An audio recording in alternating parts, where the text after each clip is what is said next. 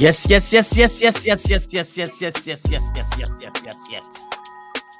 people, we are back again. I tell you, it is what it is. You don't need the building. Welcoming everybody onto the show. I'm talking about the Game Week 3 English Premier League. It's time to review.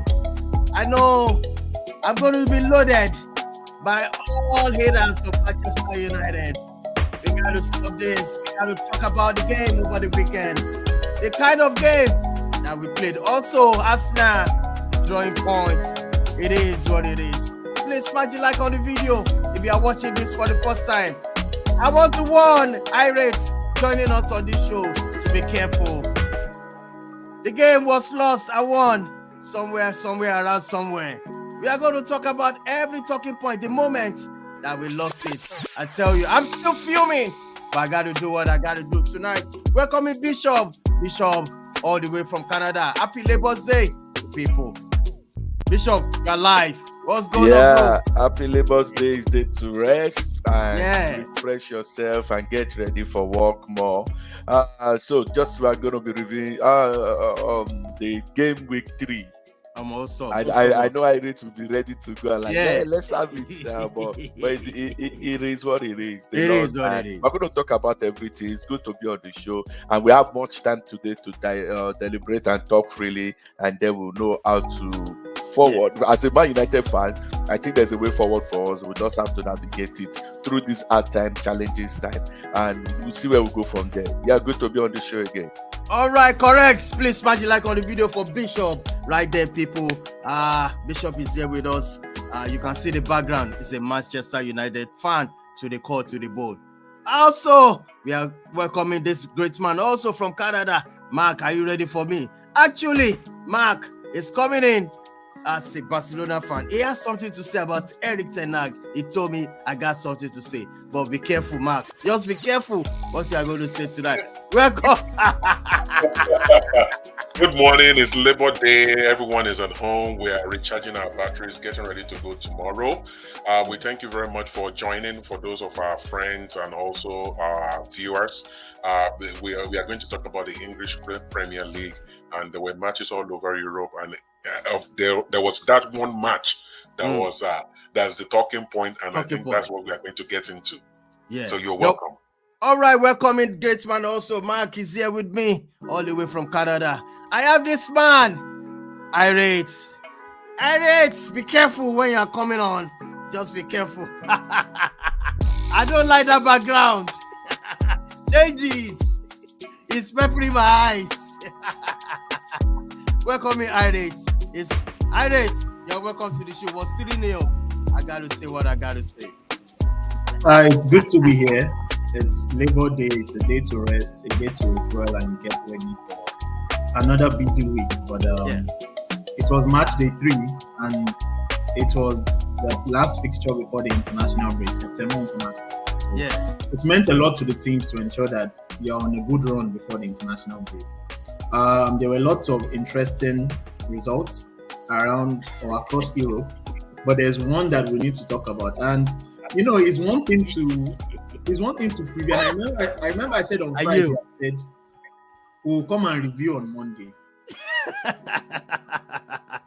So when you say things like that and then you're ready to go, you realize that there's no better day to come on. And I like the humility of Man United fans so far. I need to say, many people have called Old Trafford Theatre of Salah.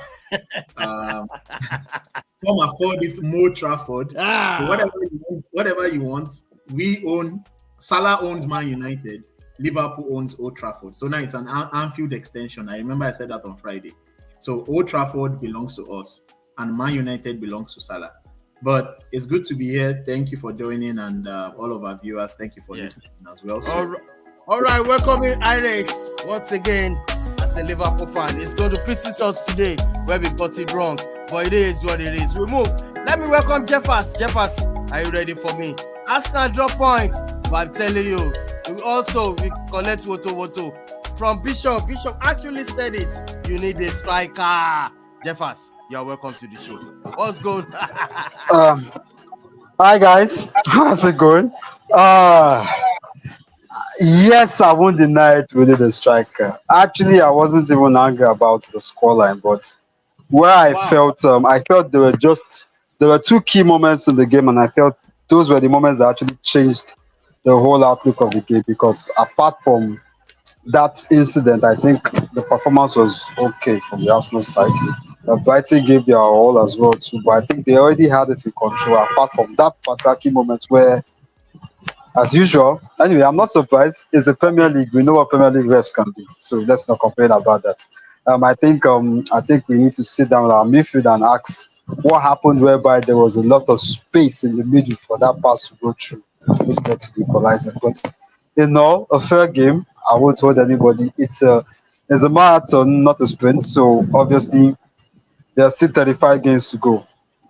The race is on. Yeah. All right. All right. Welcoming everybody. Let's get straight into this. I'm going to start with this first. That's the result. Don't worry about that game week 2. It's supposed to be 3. Just pardon me for that. Arsenal 1-1, Brentford 3-1 over Southampton. And also, can you imagine Bishop from 2 go down from Everton? We are coming to that. 3-2 at the end of the day. And Ipswich with Fulham 1-1. Can you imagine? And also Aston Villa overshadow Leicester City. They drew their points. They shared the spoil. I'm talking about Wolves and Nottingham Forest. Also, Man City. This guy is unbelievable. Haaland, we are going to talk about it. Also, Chelsea, where we thought they'll be flying, I think Irate is going to pieces them today. They should just calm down. Calm down. At some point, I was looking like, is this same Chelsea that won 6-2? No. So, all right, we'll talk about sports too. This guy will not stop doing this eye line. Their coach what's the go glue? Always this is going to finish sports. They should stop. This man doesn't even want to. It is pattern. It's just crazy. Man, I remember I said sports are easy things to very easy things to play because of the fact that one thing is certain. I've watched Postecoglou at Celtic, and I can tell you one thing for certain. When Postecoglou tells you this is his setup, he doesn't change it. He is more concerned about the attack line. He doesn't care about the defense. And the truth is, he will keep on getting found out in the Premier League. In the Premier League, 2 things need to work for you. You need to know how to attack, and you need to know how to defend, especially when it has to happen that you have to defend. If he keeps this up, he will have problems. He will keep on conceding as many chances as possible. I'm telling you. Also, the last game, you all know what happened. Irate is going to lead us in that, but hold on, Irate. Calm down. All right. Let's start with this. Illuminator is also joining us all the way from Ibadan. Illuminator, be careful. Man United. Don't pieces me. Illuminator, can you hear me loud and clear? What's going on? I can hear you. Maybe I told you yesterday that you cannot survive it. You are telling me Liverpool. Which team do you have? Those ones. I beg, sack your coach. Let us know where you are going. You don't have a manager. Oh my goodness. All right, we'll come to that. We don't have a manager yet. We'll come to that. First of all, I'm going to start with you. Bishop, you're complaining about something about Arsenal. During the transfer, they ended up signing Sterling. I mean, you were so blunt that this is not what you guys need. And they ended up, you can see it, they need a striker. Bishop, the game ended 1-1. What's your take on this game? Thank God we are starting with this game. Hey Jeff, it's good to see you. Thank God you're on the show. Just stay here. But when I was talking on Friday, when I read here on Friday, he said it. I'm not sure it was here on Friday. Address. No. But when he was saying he said it on Friday, I was like, I didn't hear Irate said this. So for Jeff, thank God he's here. And I said some things and it was like, no, it's my opinion. Thank God you have seen your opinion. So I'm going to pick on some things. Number one, let me start with the yellow card, the second yellow card that led to the red. You guys were unfortunate. That was a very bad decision by the referee. The ball was still on motion. The guy was trying to play it, and the two of them were trying to implicate each other for who to get the yellow card. What the referee should have done, a good referee at that high level, the professional, call both players, talk to them, and let the game flow. And if any mistake happens again, then you can issue a yellow card. But immediately just came. I don't know what he was thinking. He wants to be the star of the match, and now he has done the best he wants to do. He killed the game. After that red card, Arsenal couldn't just muster some things. We are going to get to some points. Arsenal couldn't muster some things, and the game ended 1-1. They could blame Gabriel for all they like. Gabriel did not matter. Gabriel should slide. That's Gabriel. The problem with Arsenal fans, they always look for a scapegoat. Now, Gabriel is the scapegoat for that match. Well, that being said, to me, this is what really happened. Number one, I've seen a lot of Odegaard agenda on the internet. It is unfair to him, very unfair. What happened in that match particularly, I'm going to talk about that match particularly. Yeah. From the first tackle that he had on his knee, there was a tackle he went with, what's his name? I forgot it. He went on his knee. From that moment, Odegaard was out of the game. But guess what? There was no replacement. What I was still saying on Friday, there was no replacement to replace him. He had to force himself and be playing. If you watch that match, because that was the first match, and I watched it over and over again. From that spot on, Odegaard did not pass any more than 20 meters pass. There were some passes that is just short passes that Odegaard could make on a normal day. He couldn't complete it because of that injury. Nobody was on the bench to come in for him. That was what I pointed out on Friday. Where is Odegaard's replacement in case of this issue happens? No replacement. Now let me leave Odegaard and go to Havertz. When I said they needed a striker on Friday, this is what I mean. A striker that gets a chance and he scores. Even when Arsenal went 1 man down, Havertz had the one-on-one. If you remember, Havertz had the one-on-one and he missed it. And I said at that point, you see, this is the difference. You don't need an Haaland. Haaland is exceptional, a wizard on his own. You don't need an Haaland to score that ball. You just need a good striker to give you that ball. Havertz is not a striker. I'm not criticizing him. Someone put him there. He's the coach.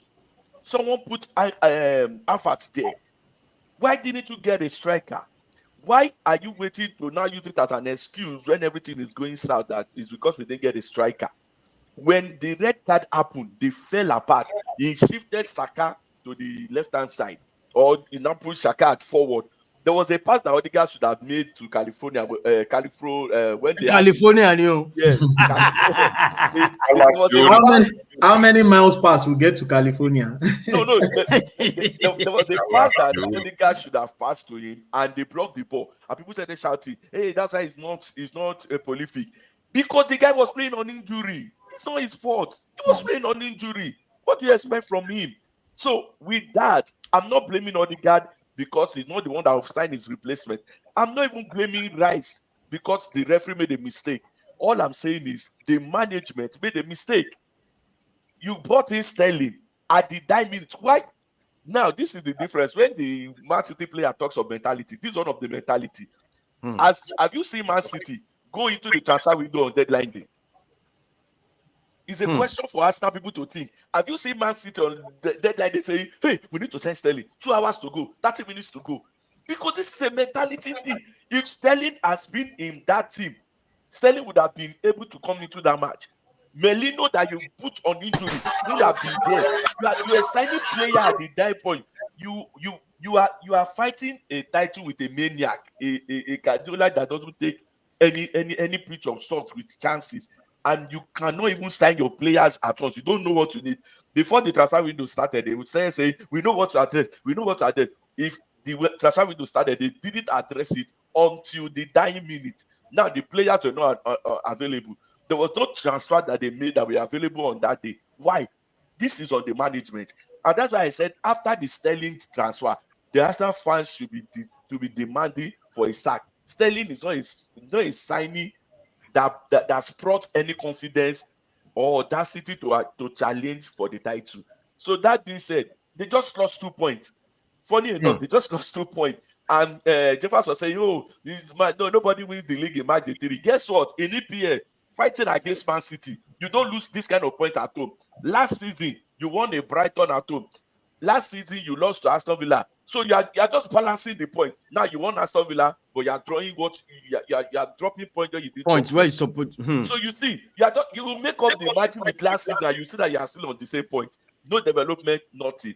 And just like they said, if he doesn't win any title, he's going to get the sack. But before the title, before the whole title thing, if he doesn't win Spurs, he's not going to win Man City. That one is clear. If he doesn't win Spurs, the next 2 matches is Spurs Man City. If he doesn't win Spurs, I'm telling you, the pressure will be on him because he's going to lose the Man City game. So how he's going to navigate it, I don't know. But I don't see them. Jefferson saying, oh, he's not scared about Spurs. Spurs is a derby. It's not about defense. Spurs is a derby. I don't see Arsenal winning 3 in a row in stadium of in White Hart Lane. I don't see them winning 3 in a row. Let me, Jefferson, it's time for you to come out as an Arsenal fan. Talk to us about what really happened by drawing points at home. Jefferson, can you hear me? I think your network is absolutely incredible right now. Can you hear me, Jefferson? Yeah, tell us what's your take on this. Unmute your mic so that we can hear you.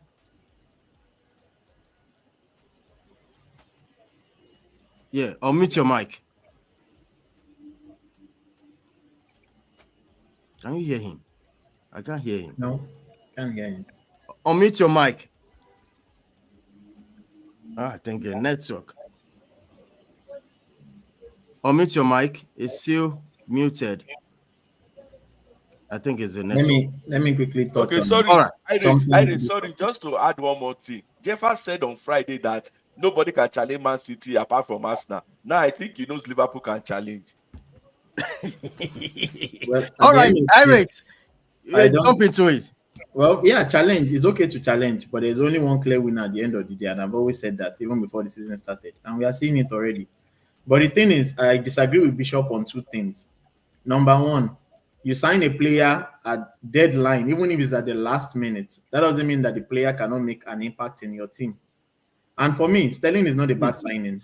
Looking at the clubs he has played, looking at his numbers, he is not a starter at Arsenal. We know Arsenal need a striker, right? That is well documented. We know that. But Reece Nelson has left. They sold them in Smith Rowe as well. Fabio Vieira has left. So they definitely need numbers.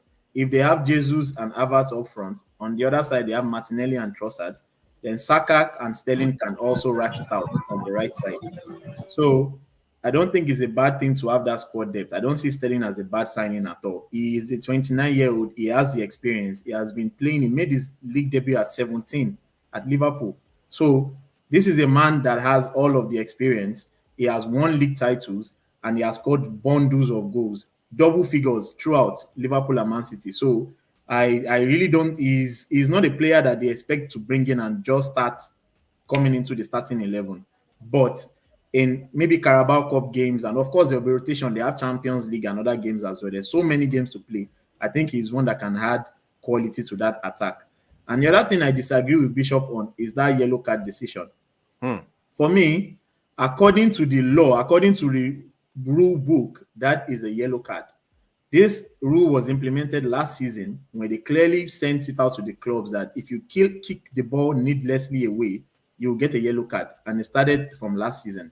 So Declan Rice should have known better. Whether the ball was rolling or not, that is not how would I put it? That doesn't come in here at all. We are not saying whether even if the ball is rolling and Veltman plays it, the referee will call it back and say, okay, the ball was rolling. Play that ball when it stops. So it's not up to Rice to kick the ball. He clearly kicked the ball out and he gave the referee a decision to make. Now, if I was the ref, like Bishop said, at that level, you expect that second yellow card can damage the team and can cause an imbalance in the game. So you want to keep it 11-11. At your discretion, you can say, okay, call both players and talk to them and, ensure that doesn't happen again. If it happens again, give them a last warning and then you can give the card. That is how I expect a top ref. But that ref is not a top ref, I have to say. But according to the rule book, that is a clear yellow card. And the only person that has all the blame here is Declan Rice. He should have known better. So I just let's stay on this red card. Did you see the Brighton guy kick the ball out in the first half? Yes, Did they get a yellow card? that's No, inconsistent. no, it's a question. It's Yeah, inconsistent. they didn't get it. Yeah, that's what I'm saying. It's I'm not inconsistency. saying. Yeah. I'm not saying. I'm saying it's a poor performance by the ref, but that yellow card itself, according to the rule book, it's a yellow card. So why And didn't this it we saw happen it in the several first times last half? season. Why didn't it happen in the first half? That It was, is the rule book. the referee is inconsistent. Like I said, the referee was inconsistent. It was just inconsistent. It was a poor performance. If I was the ref, I wouldn't even give him the yellow card. I wouldn't, because I know he's already on a yellow card. You give him a last warning, then if he does any other fouls, you can give him a yellow card. So it was a That's poor what I said. performance. But like I said, you can't blame the ref. It's according to the rule book, that's a yellow card. Declan Rice should have known better. He shouldn't have done that. All right, Jeffers, you're welcome once again. Can you hear me, Jeffers? You have to unmute your mic. Your mic. Then is having sound issues. I think it's the network. It keeps and I need this guy. Okay, so sorry, Didon, let me go with Irie. Irie, you said Sterling is not a bad signing. It's not a bad signing. Okay, there's nothing that shows it's a bad signing. I just want to ask you, who is your backup? Going to be one of those days whereby I'm going to have to fight to get in, basically. As I was saying, can you hear me? Yeah, go ahead. Yeah, let me try and make it as brief as possible. I will still insist you don't win the league in 3 matches. We know the Premier League very well. Let's not act as if we don't know exactly the kind of league we are playing in here. It's too long to actually predict what's going to happen now. We've seen scenarios whereby a team will be on form, and when it gets towards the middle of the season, they start dropping points. It happens every time.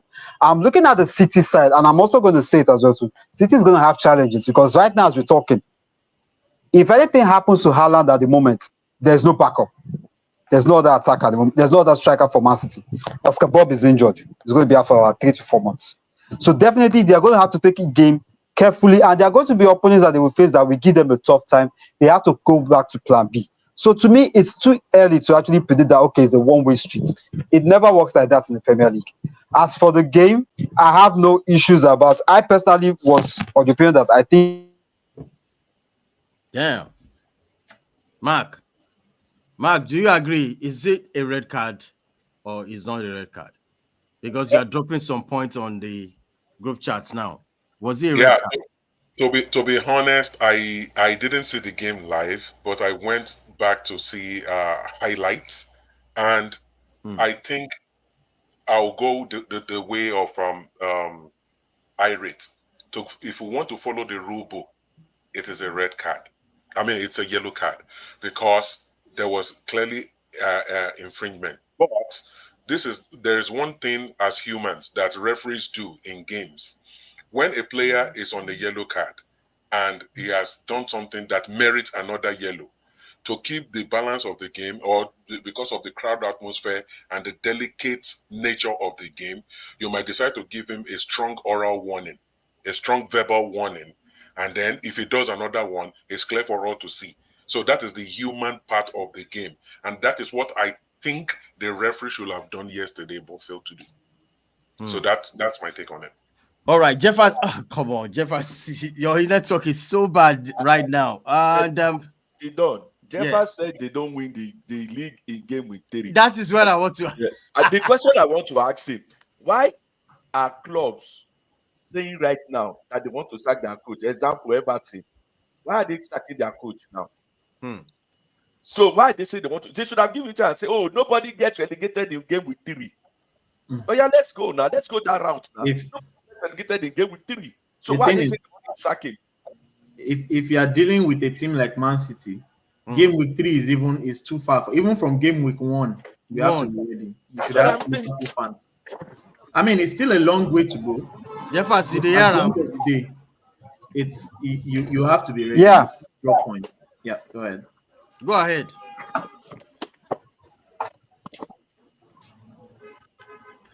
Yeah, go ahead. We can hear you. The network. Okay. Sound is a bit poor, but I'll try and make my point. Yes, personally, I felt that was a silly card for the Rice to get. However, I looked at the law books again and I saw that I felt the referee went a bit too overboard in that game because this is it. The rule states that for a set piece to be taken, the ball has to be at rest, sorry. That ball was still in motion. If you notice one thing, Veltman kicked the ball first of all while Rice was walking out. Then Rice touched it out of play, which normally you expect because he's yet to put it down to take the set piece, touch it out of play, let the ref settle down and let him settle down and put his investment to play. So I was expecting that, okay, fine. Two wrongs that Veltman had already kicked the ball without the ref saying set the ball down. That's an offense. Bryce felt okay, maybe the referee hadn't noticed. He put the ball out of play.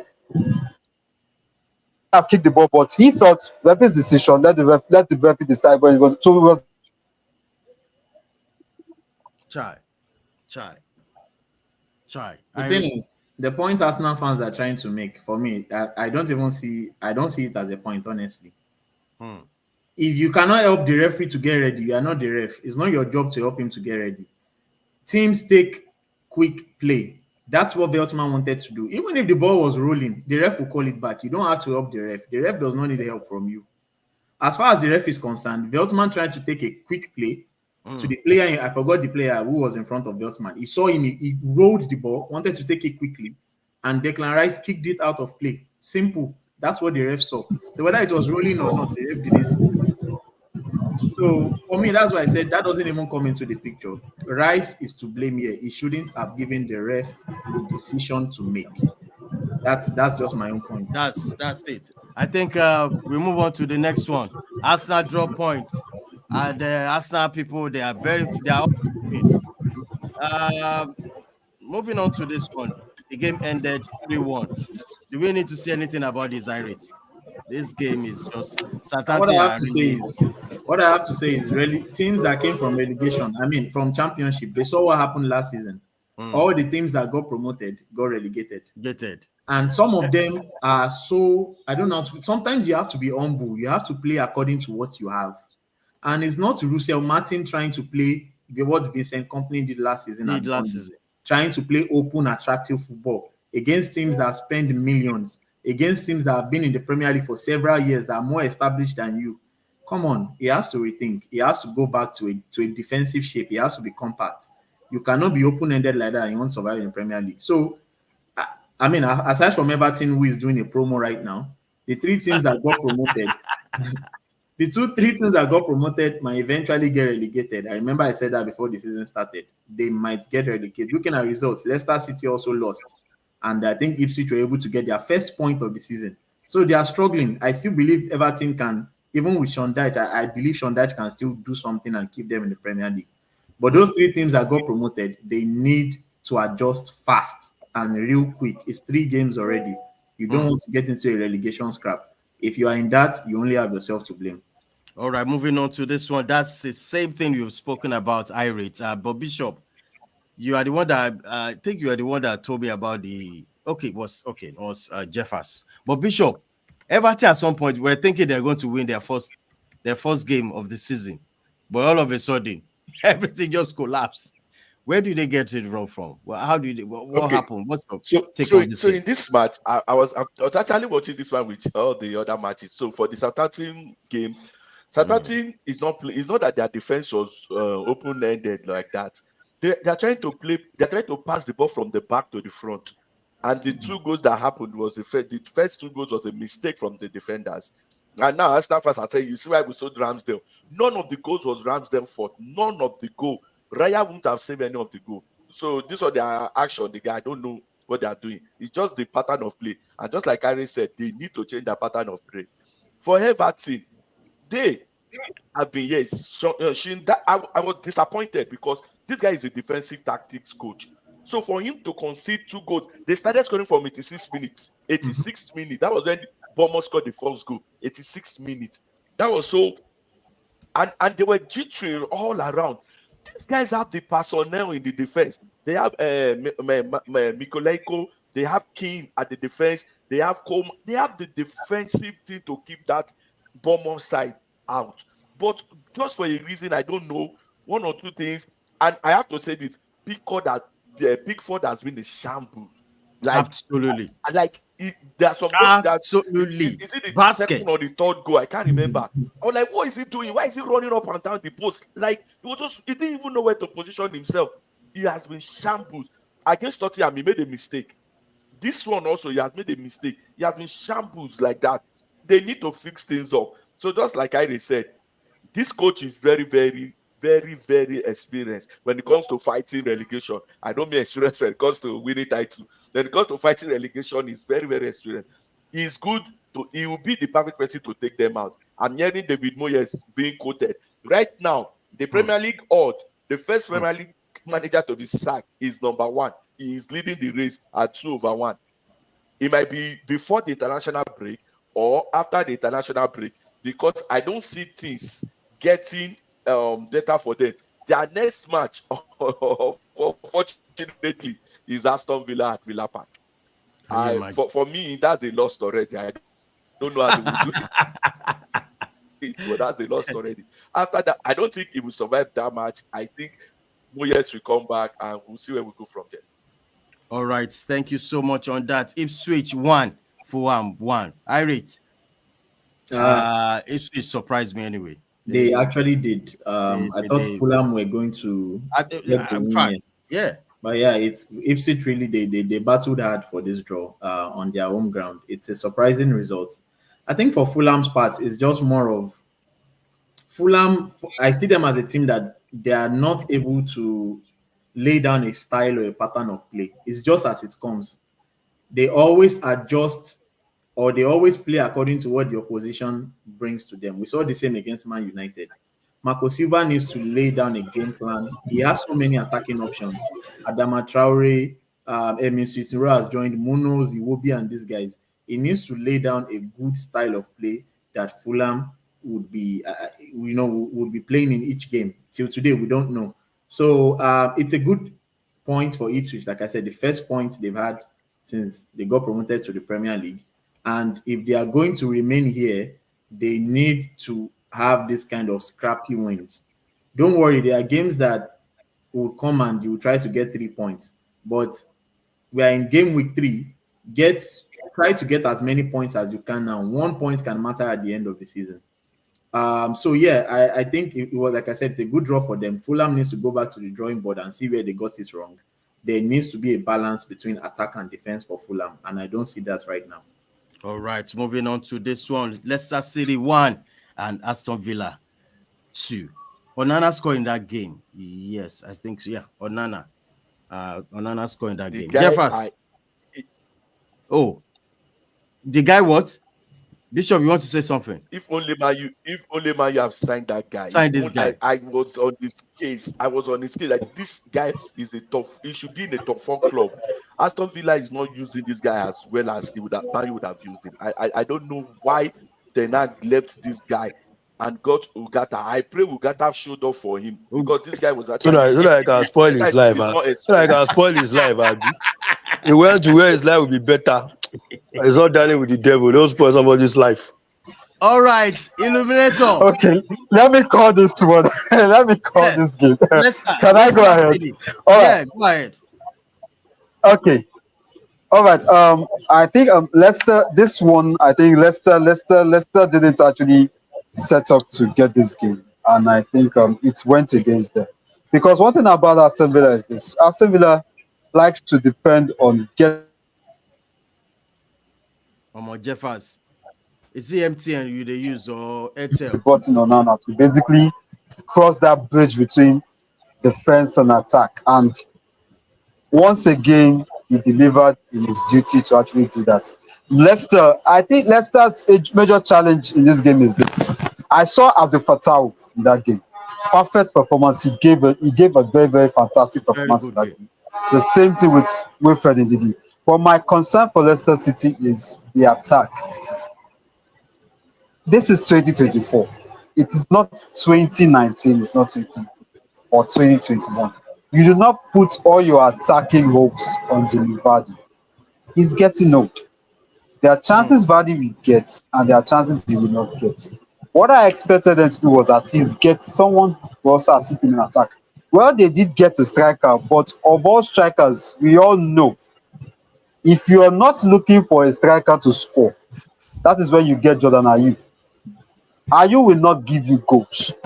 So I do not know what the game plan is. I don't know what Steve Cooper is trying to do, but believe you me, if they keep on going like this, I think already I might say they will just find a way to just survive the league, because as far as I'm concerned, we already have contenders for the relegation. They will escape narrowly. Yes, they will escape narrowly. I think the contenders for the relegation, you already know the teams I've already predicted will go down, and I think it's still going according to plan. But Leicester will need to start to find. I think Leicester has the opportunity to play against teams that are on their level, so I think they might get their maximum points from them. But this one was a game that I think they did all they could, but Aston Villa had the upper hand in this particular game. So 3 points for Villa. Well All done. right, Sorry, Illuminator. the Don.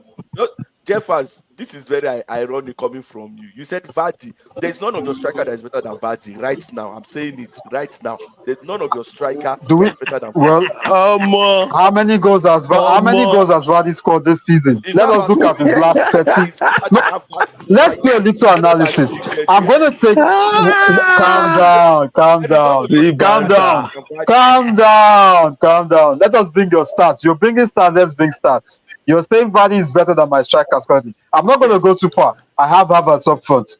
Bring Yes, I'm Vardy's goals in the last. Bring Vardy's goals in the last 30 games, both in the Championship and the Premier League, and let's compare stats. How many goals has Vardy's got? you feel it's by stats. Yes, I'm bringing it right down. Let's compare stats. How many goals has Vardy scored? I Havertz can actually bet you has that scored more goals than Vardy in the period in question. Vardy will have scored for this season. I can bet you. Can we go on it? I think it's too early. You can go on a wager right now. No problem. Vardy, If you're up I'll for be it. the boardman. I'll be the boardman. If you're up for I'll be it, the let's go boardman. for a wager. Oh, Then we'll come and review this thing by the end of the season. Are you game? 50K. Are you game? Let's move on to the next game, I beg. We are going by reputation. You will say Vardy, but right now, man, I think Havertz can do a good job. Havertz is better than him right now. Let's just state it as that. Okay. All right, Illuminator. We have this. Forest 1, Wolves 1.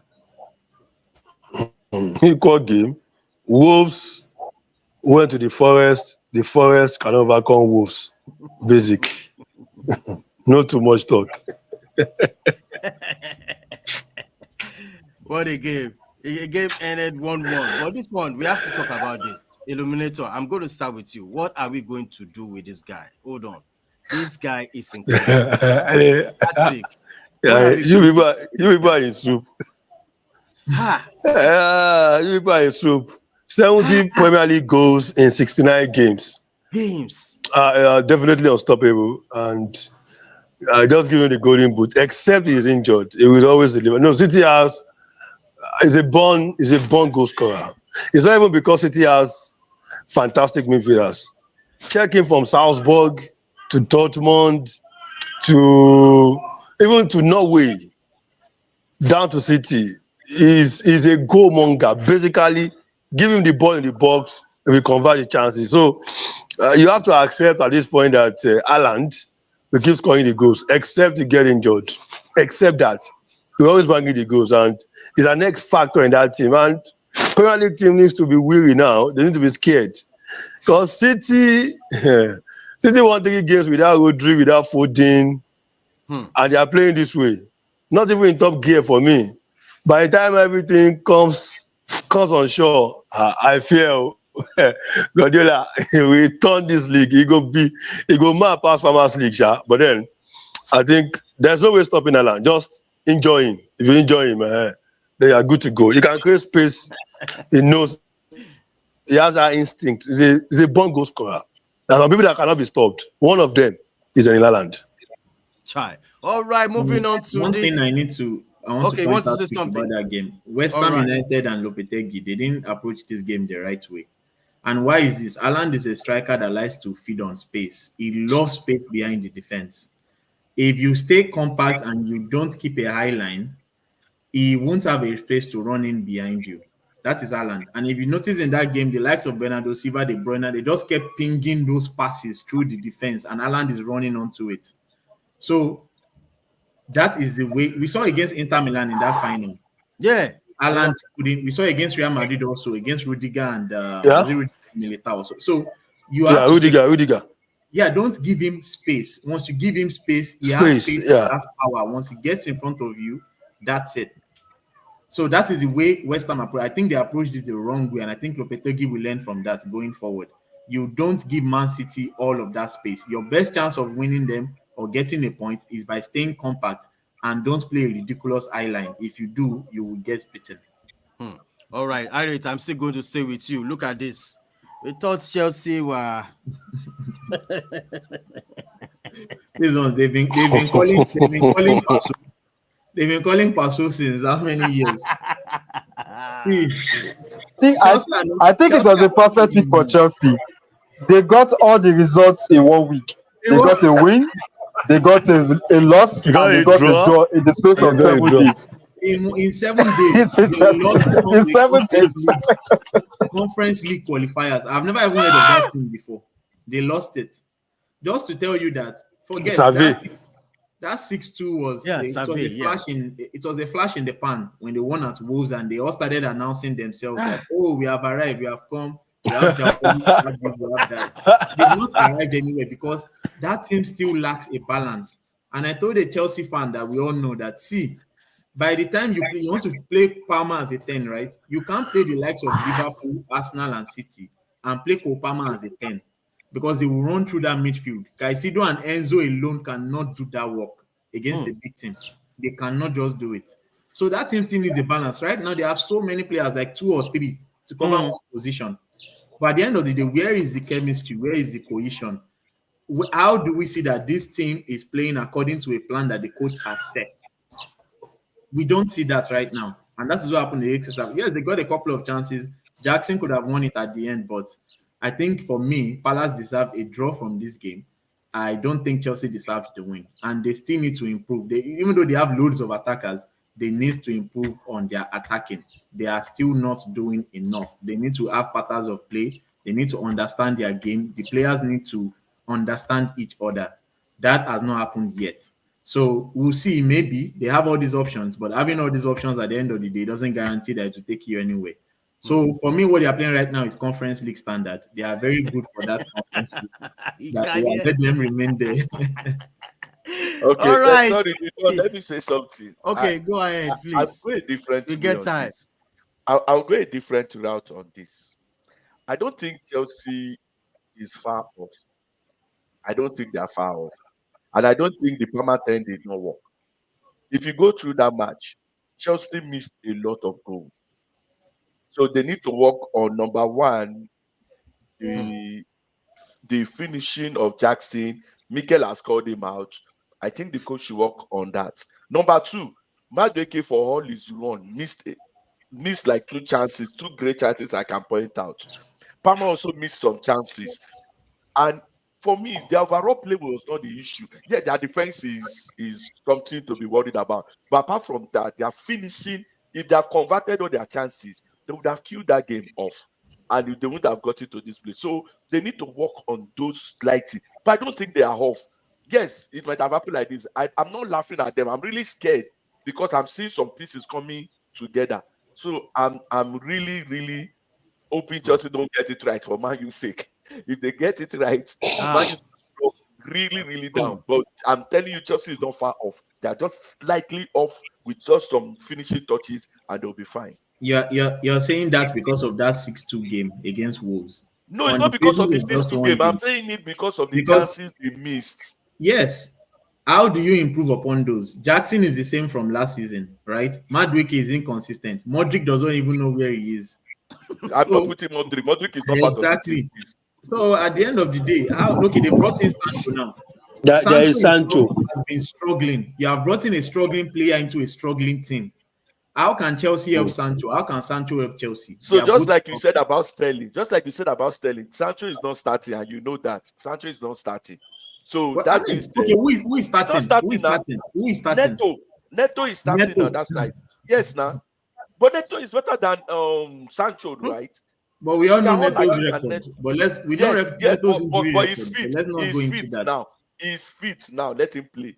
He's What fit I'm now. saying is, But you are saying Chelsea is not far off. What I'm telling you is, yes, what they are playing right now against the smaller teams, yes, they might get chances, but if they play bigger teams with that formation and that personnel, their midfield will be overrun, definitely. So okay. Maresca still has work to do as far as I'm concerned. His Despite work all to of the do. attacking options they have, he still has work to do. His work to do to me is in the finishing, is and You're the seeing defense. finishing is not something that can be taught sometimes. Look at Darwin Nunes. This is his third season. Sometimes there's nothing you can just do about finishing. The likes of Ruud van Nistelrooy, they didn't teach them finishing. They know how to finish. Strikers, you don't have to always teach them how to finish. A natural goal scorer will Goal score scorer. goals for you. Uh-uh. So You do don't you need to think? try to make. You can't make Havertz a 30 goal a season striker. It's not possible. Kai Havertz will never do that. So my question is: So, do you think Jackson will not improve from last season? I mean, so far we've seen last season, this season, and last season, he's still missing chances. Has Nunes improved from last season? No. I've not watched So, Nunes a lot, so so Jackson needs to You go. you might want to give Jackson Nunes needs some to go slack. and Nunes hasn't played at all this season, basically. So Yeah. no, I I mean, he think has we'll come just. in from the bench, but we saw him in Copa But he's been America. coming in. We saw him in Yeah, I Copa think America. he actually he scored in Copa America. Yeah, he scored. He scored three goals in one match, and when they needed him in semi-final, he blasted the I think ball. he had. I think he had 5 goals in the tournament. But when he was needed mainly in the semi-final, he didn't turn up. Exactly. He didn't turn up. That's The same just thing it. I I did. think. no, I think. he didn't score 5 goals. So I think he scored 4 How goals. many goals did they have? He scored a trick in one game and one other goal. did he score a I think trick? he was among the top scorers in the I tournament. think Yeah. he was scoring 1 goal per game. Oh. Did he score I a think trick? he No, he had scored about a hat 4 trick in goals. the first game. He had Yeah, a hat trick in his first game. I he scored think about so. 4 Yeah. goals. But what I'm saying is, Really? you need your strikers Yeah, he in did. the crunch time. Crunch time, the likes of David Villa, the likes of Samuel Eto'o, the likes of Kun Aguero, crunch time when you need strikers. You don't call on Nicholas Yeah. Jackson. How? Like where? So how do you expect him to? Will Maresca start teaching Jack Jackson what? how to put the ball in the back of the net? Darwin Nunes is probably but going to leave this season. So but it it's is what what it it is. is. It is what it is right now. They didn't sign a striker in the window. They have to do with Jackson. I saw him try Felix in striking position. I don't know how that will work out for him, but all I know they will do, they will try and improve on Jackson. To me, Jackson is an average striker. Work on his finishing and he's going to be a good striker. His hold up play is good. His I passes don't know are why good. they are not pushing Nkuku up front, Sha.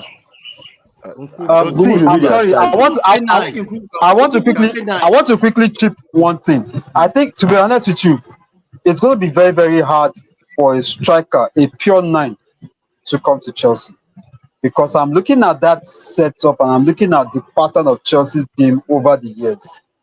Nines tend to struggle at Chelsea because we are seeing a scenario Yeah, whereby sure. you have midfielders and wingers that want to score at every chance. And if you're not a striker that likes to come back to the midfield to come and fight for your ball, you will not get goal scoring chances. So, what 9 will want to come to that kind of setup? You are only going to get someone who just wants to improve on his finishing that will come and play that kind of setup. As for a pure 9, it will be very, very difficult to convince them to come. For Jackson, I think what I expect Jackson to do is this. Here you are. You have the potential to do more. I can see it. But I think you need to put your head in the game and just focus more on finishing. I remember there was a particular season where Lionel Messi was finding it hard to actually score chances. What did Messi do? Messi went to his home. There's this particular elastic ball that he creates with socks. What he did was he went home, he got that ball, created it, went to his fence and created a little circle there with a hole in it, where he was basically focusing on targeting that particular hole. He did it for about 4 hours. By the time the season was over, Messi had about, I think that was the season he got about 70 something goals, because he knew he had the target. I believe what I expect from Jackson is this. Mikel has said his own. It's not every time you need to reply to critic. You need to then use your actions to reply that critic. I expect Jackson to go back and work on his finishing, if he can work on deciding when and how to put the ball. I think the first is this: for a striker, when you get the ball, what should come into your mind's eye is the whole goalpost. Look at the angle the keeper is and look at where you feel you're going to beat the keeper without thinking twice. I think that is what Jackson needs to do. For me, I think Nkunku is going to find it difficult because what I'm seeing with Maresca's plan is Nkunku will come in as a sub. He's not starting. He prefers to use Jackson up front and he prefers to use Madueke on the side. Nkunku is going to have to do extra special to actually force his way into that team. And I think one problem Chelsea is going to have this season is this. What I'm seeing is I'm not seeing a setup. And if they play against a side that is compact and focused in their positional play, they won't get results. All right. Moving on to this one, Newcastle versus Spurs. Bishop, what is wrong with Spurs? Bishop. There's nothing wrong with Spurs. I don't know why Jeffers is all about Spurs, and then I know why again. Because they're neighbor. That's what I want to start. Let me. I'm sorry. I'm not going to beg it. I'm going to say it as it is. Spurs have the potential to do more, but it's as if there's this mentality they have in the back of their head that if it's not Arsenal, they don't care. It's still going to play out when they play Arsenal next 2 weeks. Just watch and see. All right, Bishop, you're saying your point. Bishop, you said there's nothing wrong with Spurs. I don't understand. Watch and see what. There's nothing wrong with Spurs. It's a philosophy that we work, or it's a philosophy that we will wait to see if it will work. Let me put it like that. It's a philosophy we will wait to see if it will work. Now, this guy has a philosophy. Arteta has a philosophy. When he came in, they were making mistakes. Did he change it? No, he made it work. All the coach needs to do, find a way to make it work. There are some pieces around him. There are some pieces around him that he can work with. They have the personnel in each position. They will, to me, Arsenal is not going to leave Spurs with 3 points. That's the issue. Arsenal is not going to leave Spurs. So this one is saying wait till next 2 weeks. I wish there was no international break. But I know Arsenal is not going to leave Spurs with the 3 points. So I don't understand this. The league is turning, yeah. That's philosophy. You go and defend this thing. Go and do your defender. They want to attack. They want to play attacking football. Let them express themselves. All I'm saying for Ange is this: make it work. This is your philosophy. It's not mine. I'm not being paid. If you do it and it works, we hail you. If you do it and it doesn't work, we criticize you. Arteta started like this, and they started making mistakes. It worked in a long while. For me, is it going to work? I hope it works, but for me right now, it's not working. It just needs to do something. He has the personnel. Spurs hardly win at Newcastle, Sha.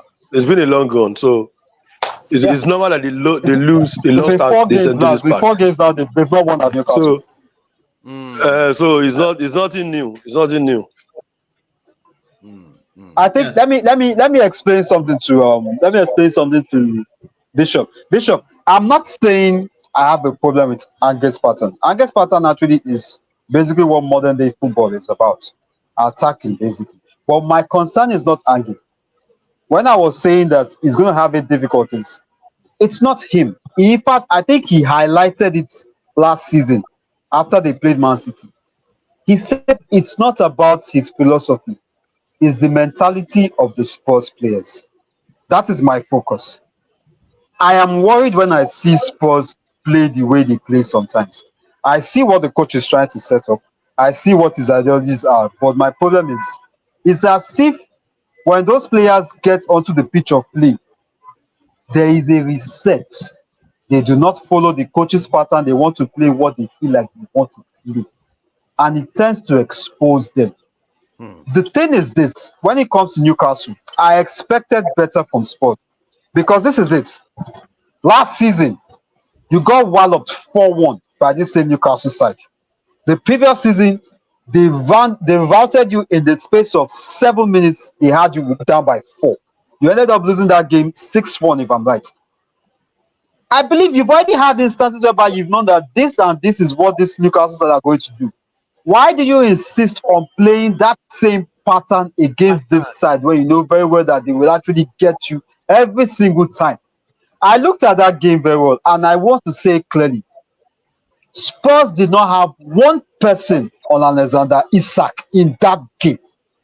He was always finding a way to get through, which is my concern.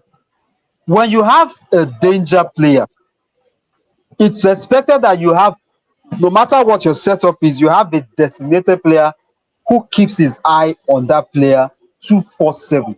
Is his primary responsibility. When you have a player like Alexander Isak, you don't let him go. Because one thing about Isak is skillful. He has the legs to run. And he also has a bit of being able to not just stand as a decoy, even in the nine position. If he sees a teammate who is open, he will create that chance for that player. So why would you let him be alone to always get spaces to get in? That is my concern with the Spurs defense. When it comes to the midfield, Madison, we know Madison will always give as good as he can get when he's on form. But the question now is this: when he is not on form, what is the backup plan? That's my concern with Spurs. All right. Currently, right now, the attackers are not scoring. Solanke is out. Richarlison is not back from injury. You have only Son up front. And personally, I tend to prefer Son in midfield, not in attack. So what do you do? That's my major concern. I believe Like it's a a, team work. It's like a team Arsenal, like issue. Spurs. The team has to contribute. They have to cover Same, for same. each other's lapses. If they do not cover for each other's lapses, they will continue to get exposed every time. Because it's very, very funny when we are talking about attacking threats, where all of a sudden we are seeing that the greatest form of attacking threat that Spurs tends to have these days is coming from Pedro Porro, who is a defender. That's my major concern with Spurs. All right. Let's go to this one. I rate. The game ended 3-0. How are you doing? No give Ire this thing. No give am. Now Liverpool fan. You see Ah, one you give should am give a man. You go neutral Google kill person. man you Let, now. let, let me handle this game. I beg of you, let me handle this game. Let me just be blunt in this game. I don't Let agree. me Don't just give handle Ire. it. I don't agree. Why Let is me that handle this game. busy? At least I can stay on the first on this one. Oh my god. Okay. Everybody's going to talk about this game. But Okay, better. All right. everybody's going to let me set it up like this. The talking point. I'm going to start with this man. People are saying Ten Hag out, but Jeffers, let me start with you with the game. How do you see? Just analyze the game in just 2 minutes. The game ended 3-0. Analyze the game for us. What happened? I think my biggest fear in this game was what I called out on Friday, and I remember Bishop was actually countering me because I told him I said Salah will score because I did not see who was going to hold Salah, and I was proven right again. Salah had 2 assists and 1 goal in that game. I feel this was where my issue was. I said something on Friday. I said he will start Rashford. He did. Mm.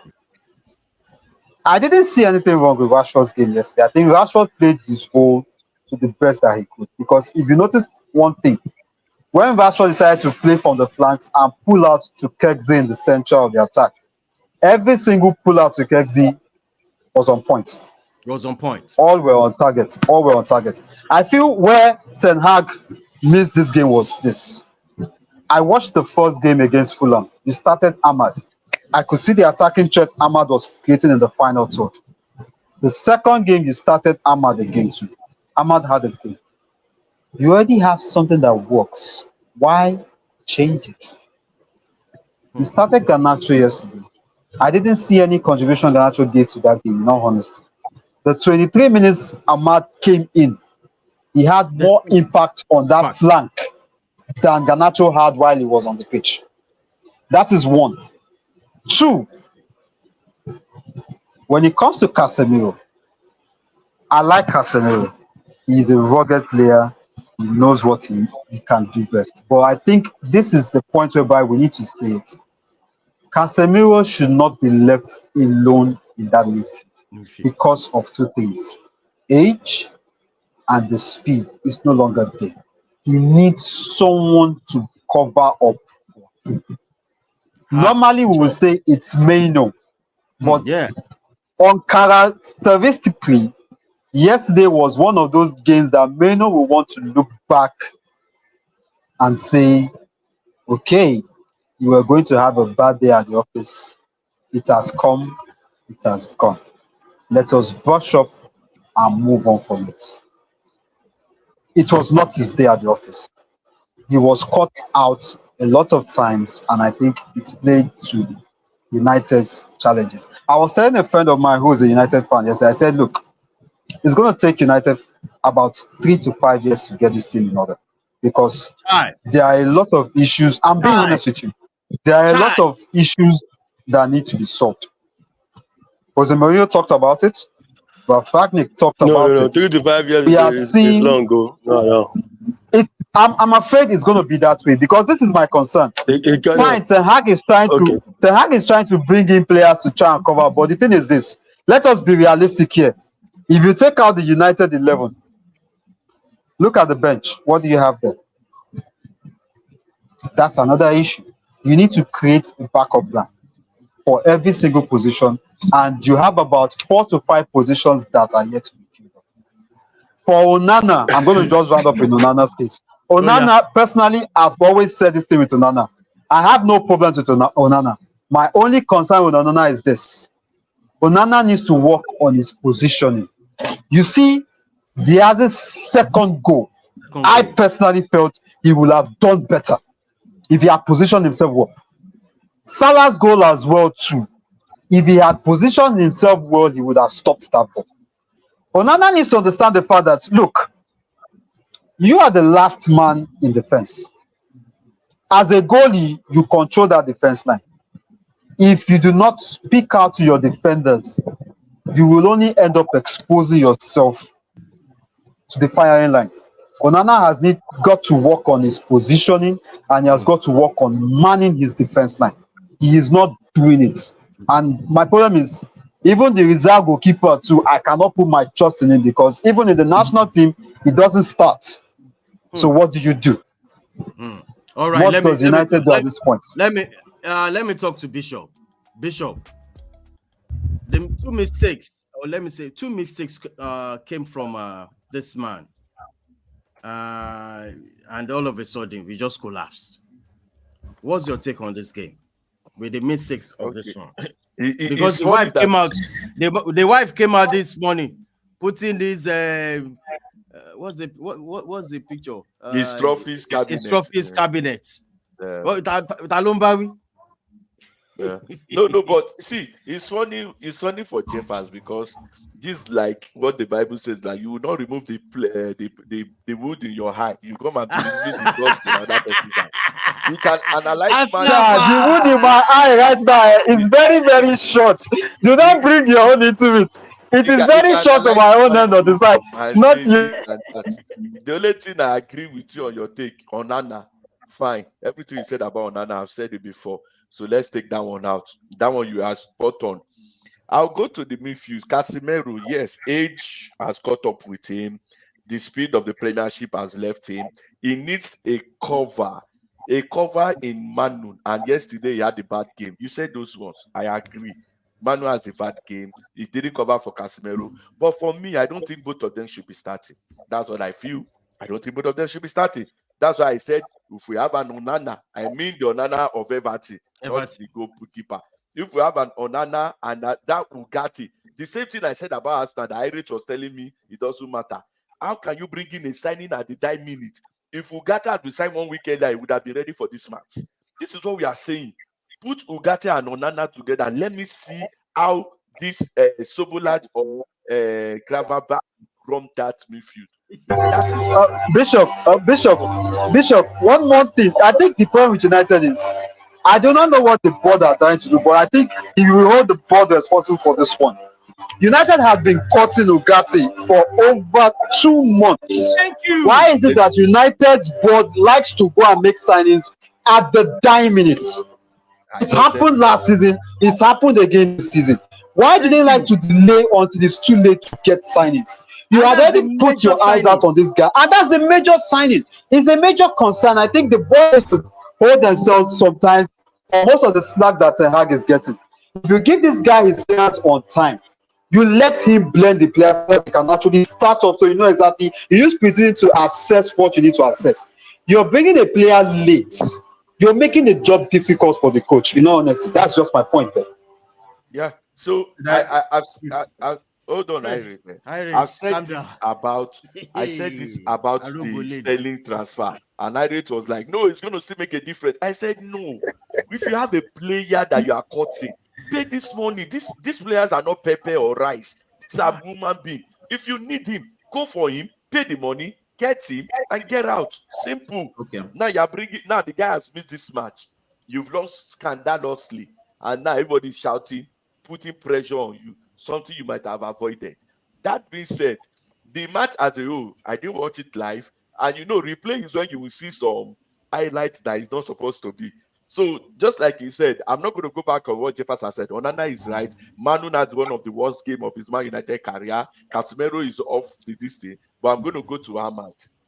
Yeah. Ahmad, to me, shouldn't be starting. You see all these pieces you are putting together. And they have mistakes, but they don't even have a replacement to it. Ahmad should not be starting for a Man United.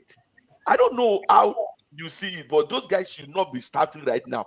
If you see the level of drop that Man has dropped from Ryan Giggs to someone like Ahmad, where is the difference from? Like, I can't even reason it. That watching Ahmad, that watching Ryan Giggs, I'm watching Ahmad. What kind of comparison is that? It's not even so. They need to bring in people that can actually mount that place. Ahmad can learn. They can be understudy. All those you pick on Rashford. Rashford, I think he needs a new start. Everybody has been saying it. He needs a new start in a new club. I don't know why he's playing like that. He can put in all the cross he wants to put in. He had a good game yesterday. That's his own cup of tea. This is Yeah. not That's the no Rashford. problem. This is not the Rashford you have come to know.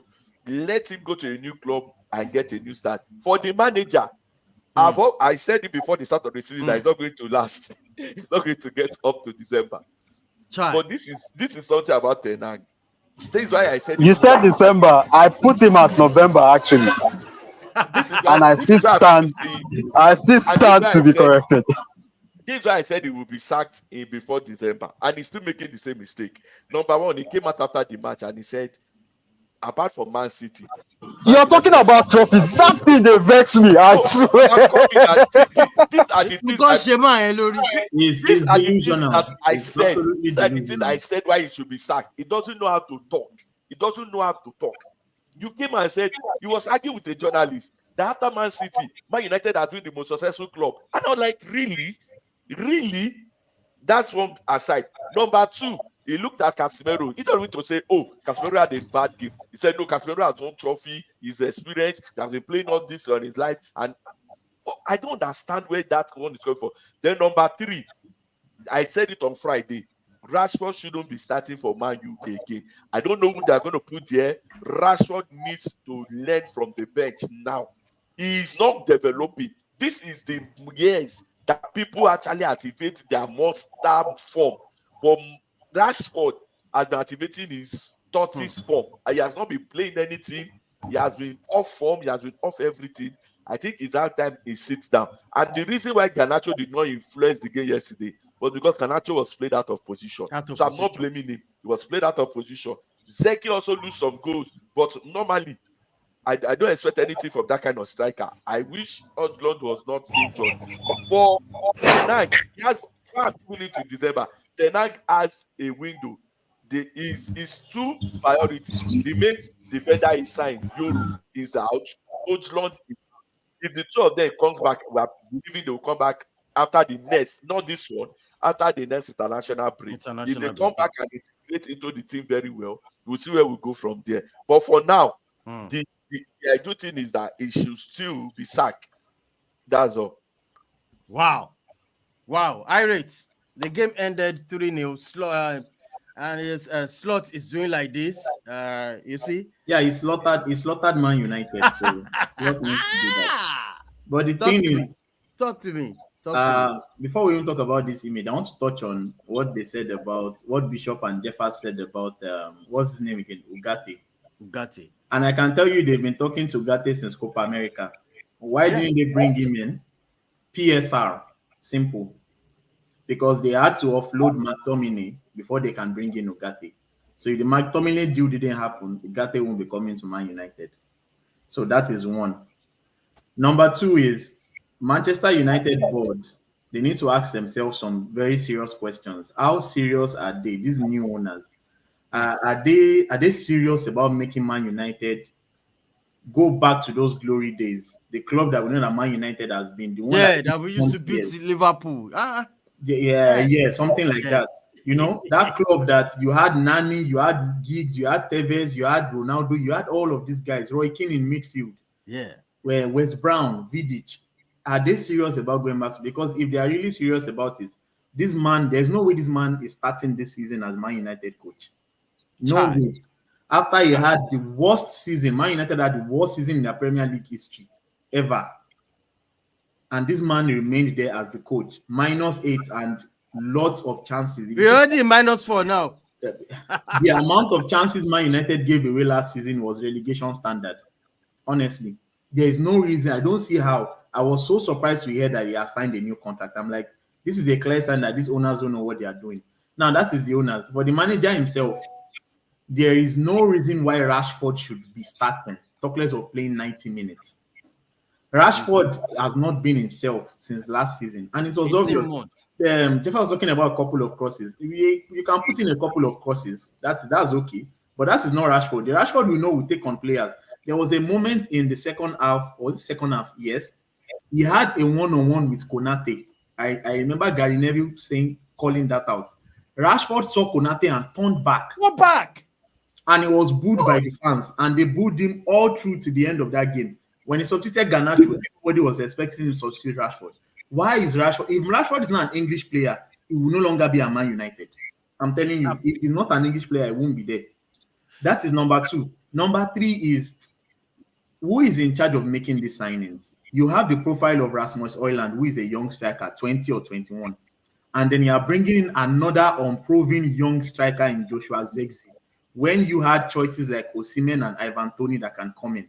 Who is making these decisions? Why are you going for players of similar profile? So there are so many, even though they are new owners, there are still so many things wrong. Onana has been Onana, we know that. But there are still so many things wrong at the board level. Who is making these decisions? Is Ten Hag in charge of bringing in these players, or there is a committee behind signing players?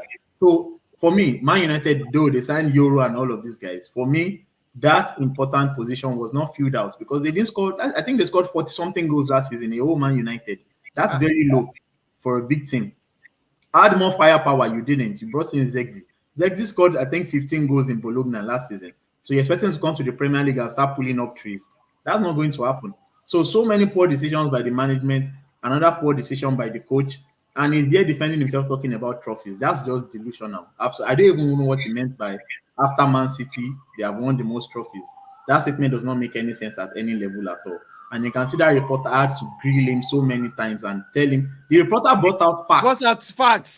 Facts to Ten Hag. Like, this is what happened last season. You've been conceding chances. This is what we are seeing. And Ten Hag just didn't have an answer for it. And then he started blabbing. So if this man makes it to October or November, he must have done some black magic on the owners for him to be there. Because they must not lose to Southampton. Illuminator, talk to me about this game. This man, this game, this club, individual players. Where did we get it? Where did we get it wrong? I can't hear you. Yeah. Okay. Yeah. All right. Okay. So before I talk Ten Hag at all, I think that was. I don't like managers who are not proactive, but I will pick on the players' fault yesterday. Yeah, Ten Hag is bad. Okay, he's a bad manager, agreed. But like I was talking somewhere yesterday, and I said managers can tell you to do this, but as a footballer, you have your own second instinct. So yesterday in the first half, before Liverpool got their first goal, Martinez like 2 or 3 times, took the ball from his own box and gave it to Casemiro in a crowded position.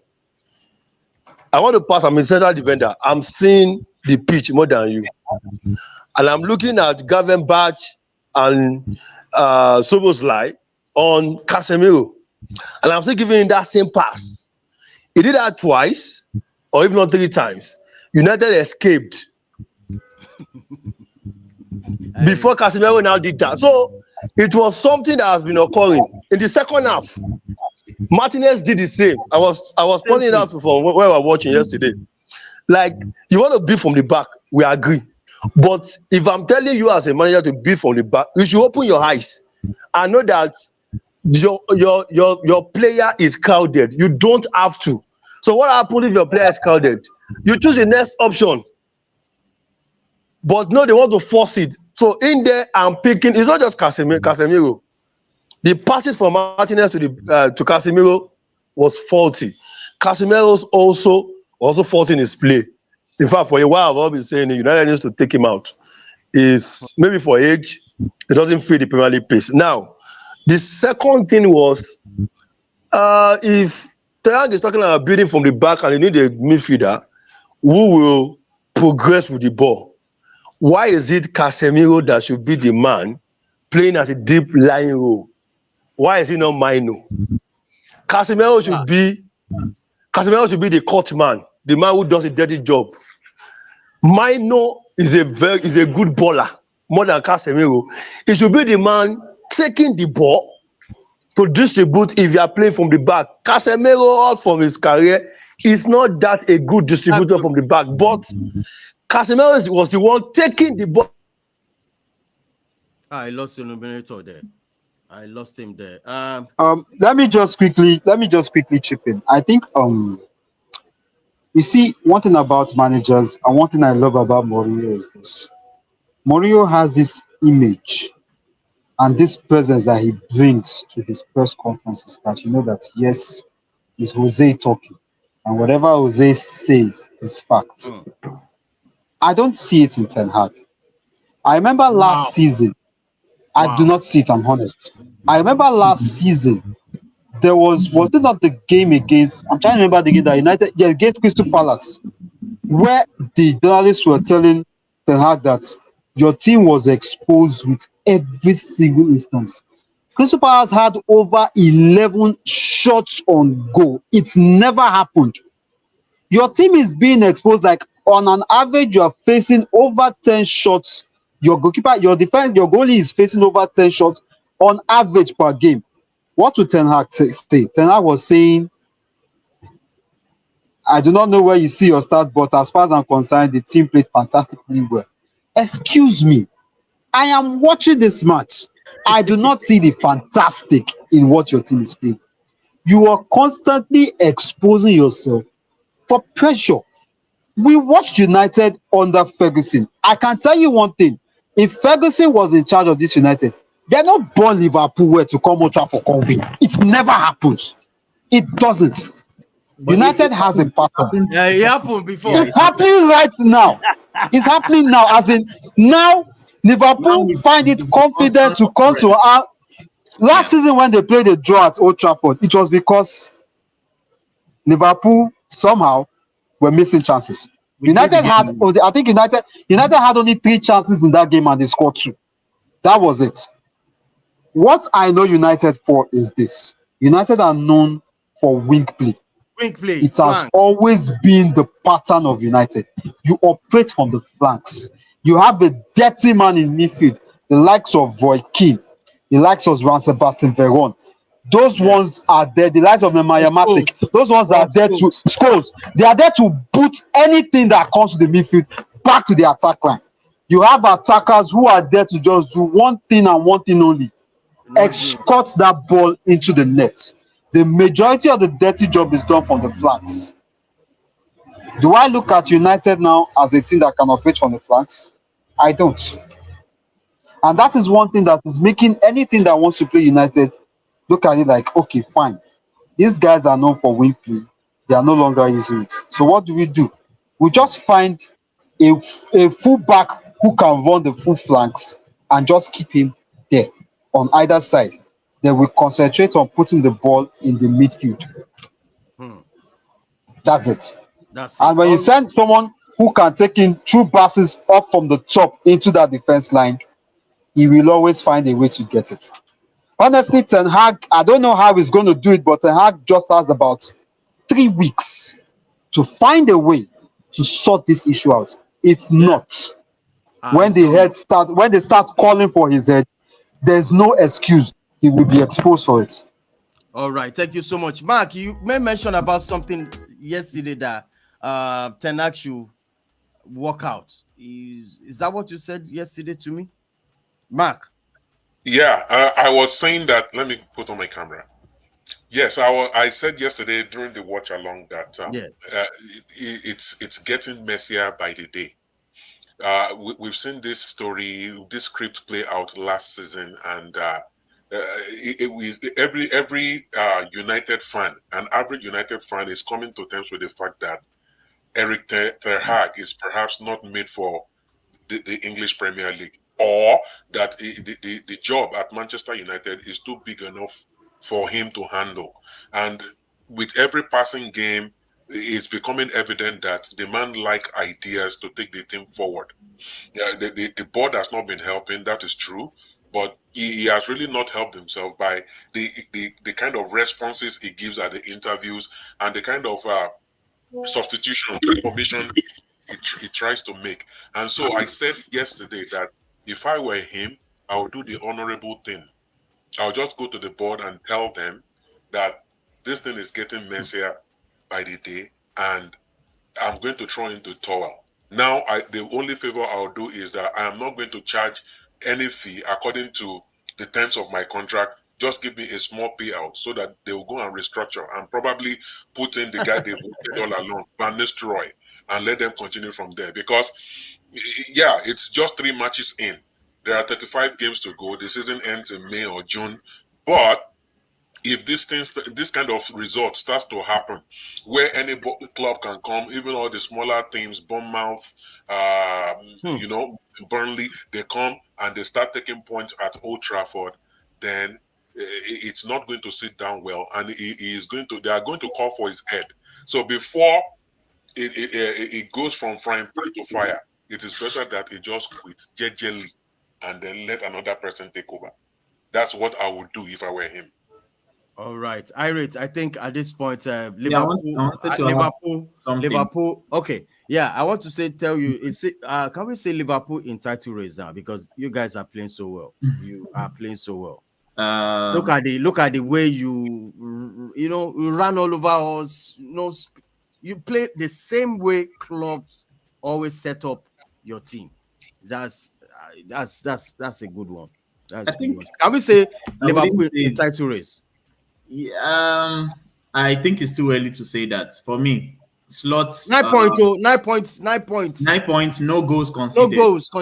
No. I think for me, it's important that Slots makes the top 4. Champions League places has to be the target for Slots, and probably maybe a cup as well. We won't talk about league title because we know the beast that we're competing with. Yeah. But regarding how Klopp's team play and Slots team play, the one major difference I noticed is you don't see the fullbacks overlapping that much. Sometimes Trent moves into midfield and returns, but yesterday I didn't see Robertson overlapping even once.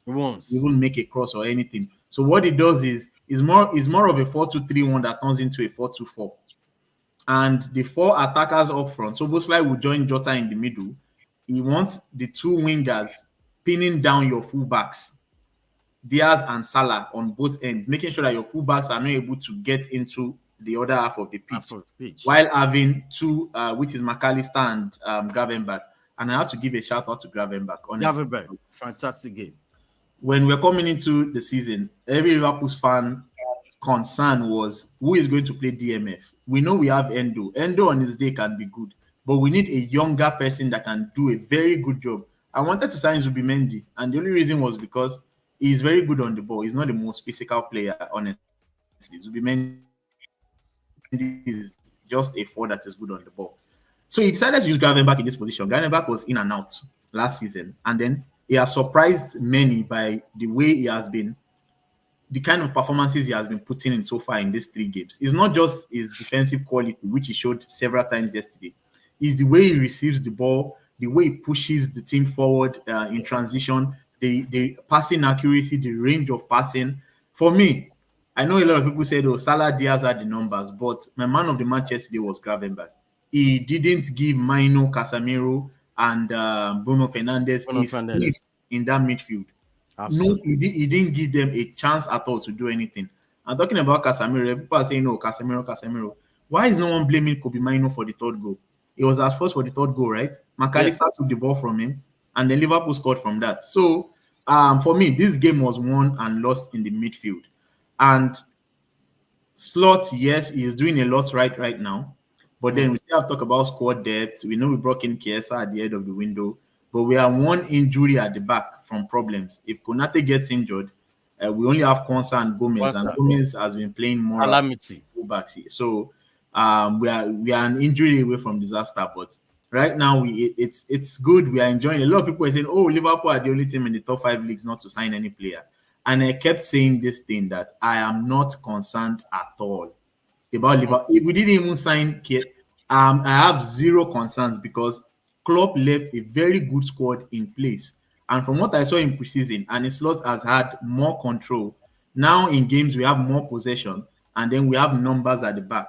Before, you would have Endo and only the 2 center backs.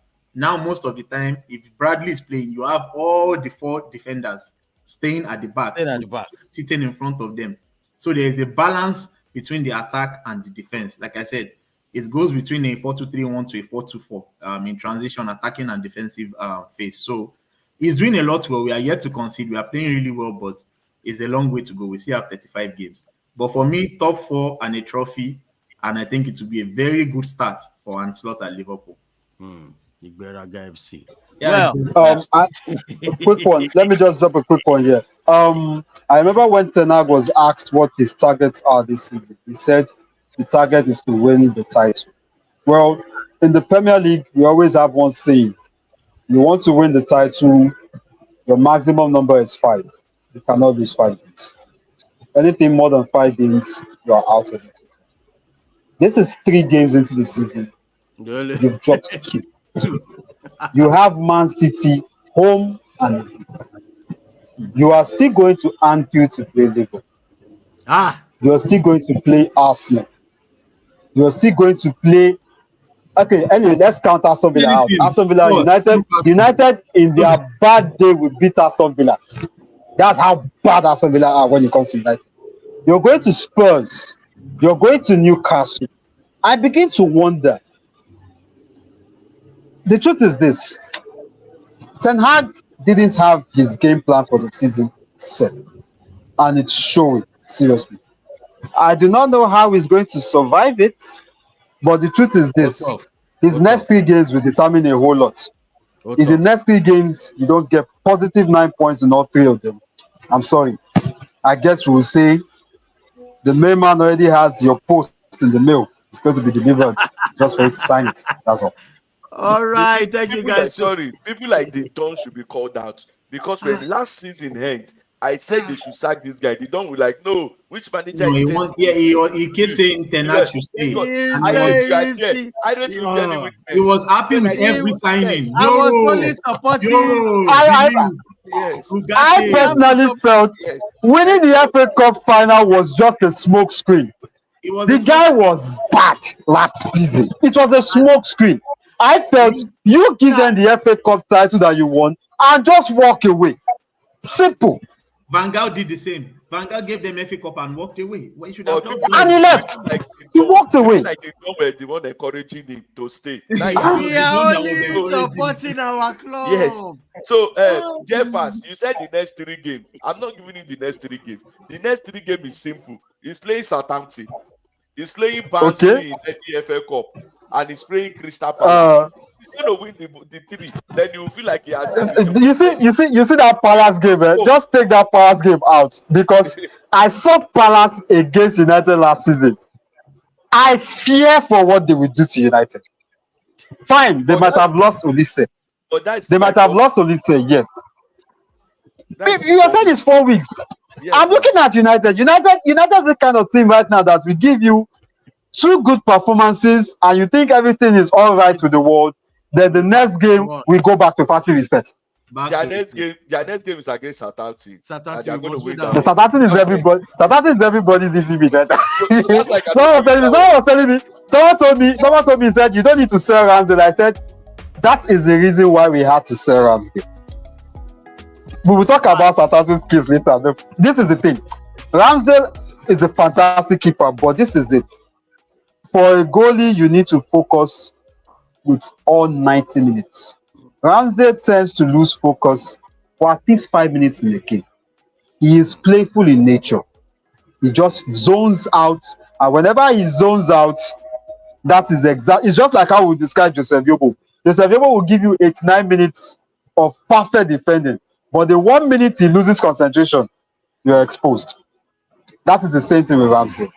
Because the thing is this: when Ramsdale came head to head with David Raya, the moment Raya got into that goal, I just told someone, I said, as much as I like Ramsdale, I think it's safe for me to say it. This guy is not giving him that shirt back. He's lost it. Totally. And the worst part is, Southampton, as you're looking at them, Southampton will concede goals this season. Because if you take out Kyle Walker-Peters in that defense line, I don't see anyone there to cover up. He's going to be exposed continuously. Anyway, I wish him the best of luck. Let it not be a case whereby you will take another team again down to relegation. Yeah, Mark, what's happening in La Liga? Okay, just quickly before we go, La Liga, we entered week 3 last weekend, and it was a big hurrah for Barcelona. They were coasting to victory, and they demolished Valladolid 7-0. And let's call it Big 7. We call it Big 7. Giving a big shout out to Hansi Flick, who I'm a big fan of Hansi Flick. So yes, he's playing the 4-2-3-1 formation too, like you said, Liverpool plays, and we see that a new wind, refreshing wind has blown to, I won't say Camp Nou because we are still using the Montjuic Stadium. But anyway, these are good times and we hope that it will last. So Barcelona won 7-0. Dani Olmo scored again. So it's been two games, 2 wins, and those are his first 2 games for the club. So that's wonderful. And that is a big problem for Ferran Torres because I think he will now be benching Ferran Torres. Lewandowski got another goal. He has 4 goals he's leading the Pichichi table. But the talk of the day were 2 men, Rafinha. Rafinha was all over the place. From the end of last season, he has started showing the kind of form that made Barcelona pay for him to get him from Leeds United. And he got the first hat-trick of his career. Lamine Yamal had an assist. This young man, the last 4 games he played for Spain at the Euros, he either scored or assisted. 4 games into the season, he has either scored or assisted in every match. So I think he's the youngest player under 18 to make 10 or 20 assists this century in La Liga. That's wonderful. And we hope that he will continue to do good work. Elsewhere, Nico Williams will be asking himself why he didn't jump ship now, because Athletic Bilbao are not having it nice. They lost at home to Atletico Madrid 1-0, and it was a 92nd minute goal by Angel Correa. It was a breakaway goal, and that made them lose all 3 points at home. Then on Sunday, Real Madrid fans were clamoring for, when is Kylian Mbappe going to start? Rewarding the money, the huge money we are going to pay him, even though he's learning than when he was at PSG. And he got the 2 goals that downed Real Betis. One was a penalty, the other one a nice goal. And Madrid are now second on the table. They are still 4 points adrift, and this is the international break. But before we go, I am still wary of Girona. This team, I'm wary of them because they beat Sevilla at home 2-0, even though they lost their last game. And they are playing Barcelona next. And we remember from last season, they did the 4-2 double over Barcelona, home and away, 4-2-4-2. So Barcelona now, their fans are happy, everybody is excited, but I am not carried away. I want to see 2 things. One, when you play teams like Girona, who have become a kind of giant killers for you, and then the new format of the UEFA Champions League. You saw the games. Real Madrid will be playing Liverpool, Milan, and so Barcelona too will play the two German giants, Bayern Munich, Borussia Dortmund. They'll play Brest and Monaco, two French teams. Then they'll go to some out of the way parts of Europe. So when you start playing the big teams or the giant killing teams and you do well, that is when you can say, okay, this season is going to be something fruitful.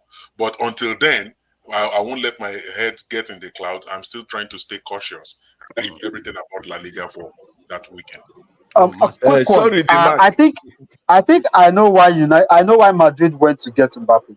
Did you see Mbappe's goal, the first one yesterday? It's Yes. only an attacker who has an eye that you see, Yes. that pass came out of the blue. He just turned once. No one knew. He just turned once and he went for it directly. The only person in the box. He was the only one who saw it. He went for it, and everybody was surprised. Like, wow, they didn't know that. And he scored. Direct. That's finishing. That's finishing, honestly. Big ups to him, man. Mark, let me just say something. I don't know. I don't watch La Liga, but I've watched this team 3 times. And I think I will put them for relegation. They are called Sevilla. That team is a useless team. Actually, they are not doing well at all. Sevilla have been struggling for the past 4 seasons, honestly. They've been struggling for 4 seasons straight. It used to be a big team, that they were beating Liverpool and Man United. Yeah.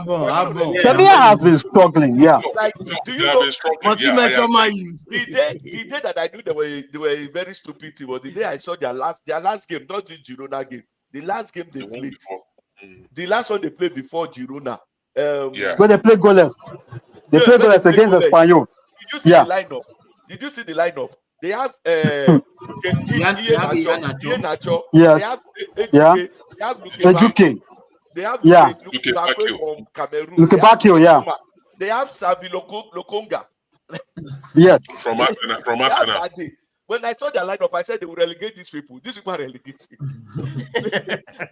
I think the thing with Sevilla is this. You see what Sevilla's problem is? I don't know. I think ever since Monchi left as the director of football, things have gone downhill for Sevilla. I see them when they're going to get in players. I think apart from Nesri and Acuna, I think they haven't got it right in the transfer market. I was Nesri has left. That was why they got in Nacho. Acuna, I don't think Acuna is still there too. They got Papu Gomez some time ago. I don't know if he's still there as well too. I am seeing a team that is actually going in regression, and I do not know how they are going to get their ass out. Where I knew Sevilla were already getting bad was there was a particular time Sevilla played the whole season that they won only one away match in La Liga. It was that bad. It was that bad. That was already a warning sign. I think they won the Europa League about 2 seasons ago. It was just hiding what was inevitable. This team is in crisis mode.